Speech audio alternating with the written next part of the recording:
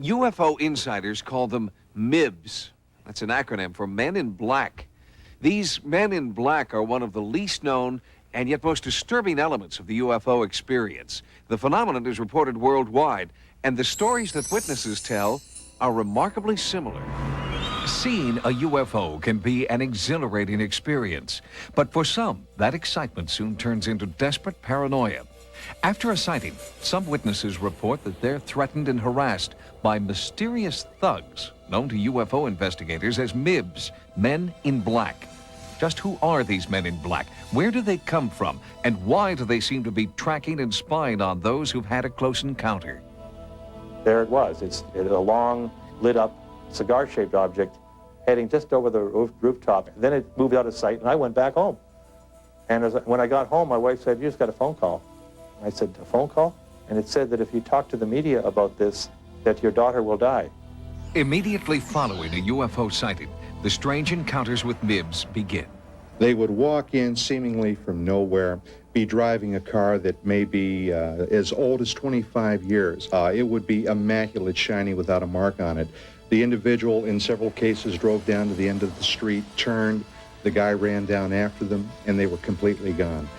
Men dressed in black, driving black cars, reportedly follow and sometimes even threaten UFO witnesses, and their motives appear to be strangely sinister. Witnesses driving home from having lunch at a restaurant have reported seeing a UFO. Before they could get home, they had cars waiting for them, warning them not to talk about the case.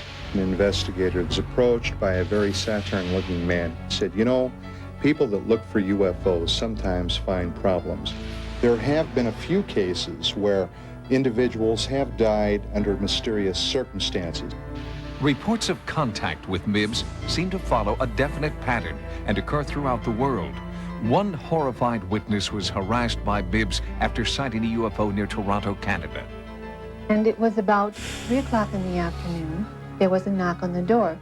I opened the door, and there was this very odd-looking man standing there. He had a photograph album in his left arm, and he didn't say anything for a full minute. He was about 5'6". He was extremely thin. He had a slightly enlarged head. His face was a very strange olive hue. He wore a black turtleneck. He wore black pants. He was dressed entirely in black. His eyes were not oriental looking. They were extremely long. They literally wrapped around his temples. I have never seen eyes like that. Those eyes held me.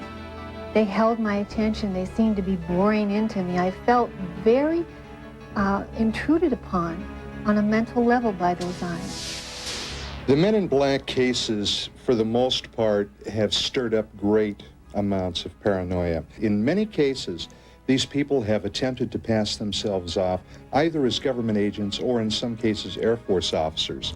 At one point, the FBI was very heavily involved in tracking these cases down and attempting to arrest someone, but no one was ever caught.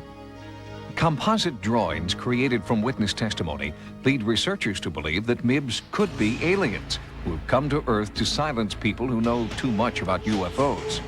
In Russia, one witness reported being harassed and physically transformed by a MIB. Professor Paul Stonehill translated the Russian newspaper story about the woman's MIB experience.